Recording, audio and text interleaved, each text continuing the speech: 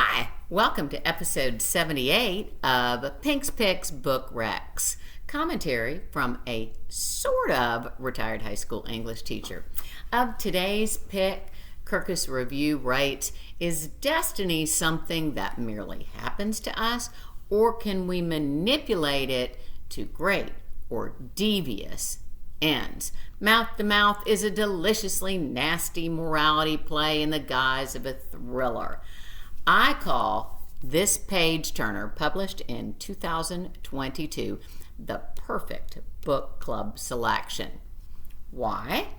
One, on a very base practical level because of its length, structure, and pacing.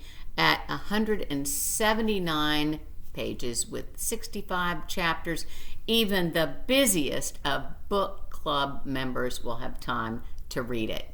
Speedy readers will no doubt devour it in one sitting. 2, the primary conflict and our protagonist's resulting behavior absolutely begs debate. 3, Antoine Wilson's meaty writing makes this literature teacher salivate. From his characterization, to his diction and syntax, to his clever imagery, to his effective use of contrast, to my favorites, his interesting alliteration and masterful motifs. But I'll get back to that. First, let me pose a question. Have you ever been traveling and unexpectedly run into somebody from your distant past? Mouth begins in JFK's International Concourse, where our unnamed narrator's discount flight to Europe has been indefinitely delayed. As he waits, he hears a passenger's name called over the intercom. Jeff Cook. He'd attended UCLA 20 years ago with a guy by the same name. They hadn't been friends exactly, barely acquaintances, but Jeff was one of those minor players from the past who claimed for himself an outsized role in the narrator's memories. That Jeff was a sort of thrift store Adonis. It turns out that this Jeff Cook, in his sharp blue suit and his expensive shoes, is a highly polished version of his former self. Once this identity is confirmed, Jeff invites the narrator for a drink in the first-class lounge, where he spends the next several hours sharing the tantalizing tale of his life since they'd last met, beginning with the time, shortly after their graduation, when Jeff saved a drowning man's life. Here's where the plot gets tricky, where Wilson delves into the deep questions of: are some lives more valuable than others? How much of what happens to us is a result of choice, and how much is a consequence of chance? To what extent and to whom do we reveal our true selves, and how much do we keep hidden? Stylistically, in addition to his rich imagery, Wilson's primary devices are his pervasive use of synonyms and repetition.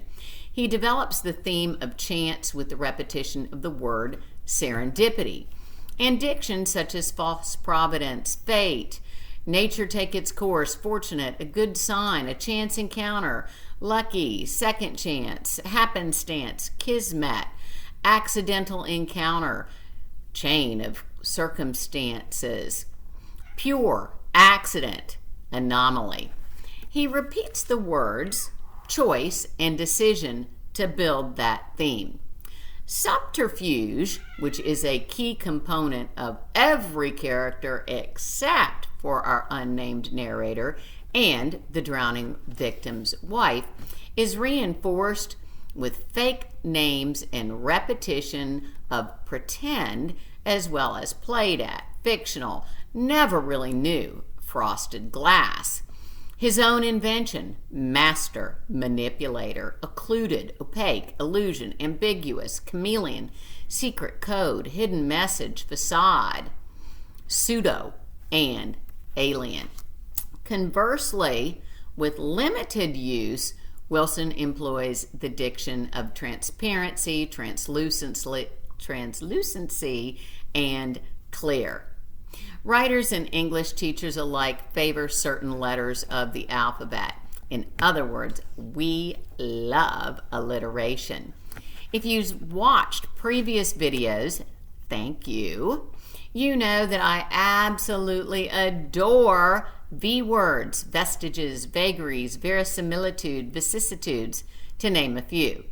Wilson uses the latter, yea, to describe Jack Cook as if marveling at the vicissitudes of his own story. However, Wilson's preferred letter, the clever reader will notice, is I, with the overarching use of impervious, intimidation, illusion, implacable, and integrity, which unfortunately is in short supply in this book. Wilson's structure, unraveling Jeff's story within the framework of his coincidental reunion with our narrator, adds to the theme of chance. Oprah Daily calls Mouth to Mouth a slow burn Patricia Highsmith, probably because of the duplicity of several characters. With Wilson's omission of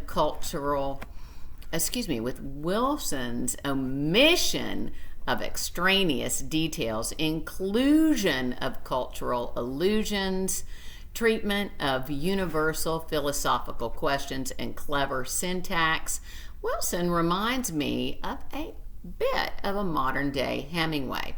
With his cast of careless people, he's a bit of a contemporary Fitzgerald. Barack Obama claims Mouth to Mouth as one of his favorite books of 2022.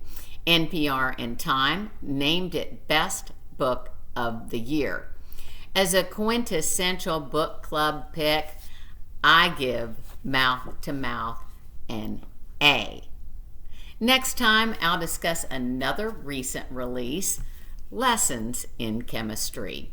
Until then, make good choices and do your homework. Bye-bye.